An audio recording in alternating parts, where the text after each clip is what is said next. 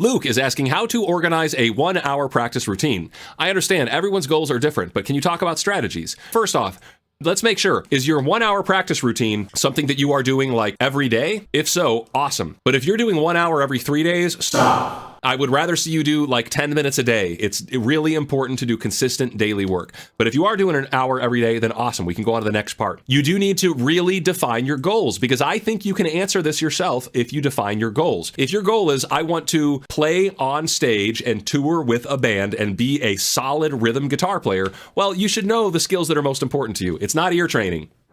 It's not blues books. It's learn songs and play them to a drummer. And if you don't have a drummer, use a drum track. Learn more songs, so when you have to perform at a wedding and they go, oh, can you play Bob Dylan? You can play those songs. You can do the requests. That is going to be easy if you really crystallize what your goal is. But one thing I'm learning, people don't have their goals crystallized because it's very hard. We often forget, like, oh yeah, I haven't actually stopped and thought, what am I trying to do here?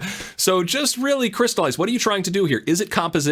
Then you should know the composition skills you should be working on. Is it worth increasing 10 beats a minute on my scale sequence? Yes. If you're trying to be a good, solid technical lead player, yeah, I can play a solo cleanly. It can be technical. I don't have to just rely on a pentatonic box. If that's your goal, then yeah, it's absolutely worth increasing that 10 beats a minute. That should crystallize that if you have your goals figured out. Do keep in mind, if you hit a wall, I think you should just move on. I think you should work on these things until you start reaching diminishing returns, and then you should come back to them later on and see how your improvement is going on there.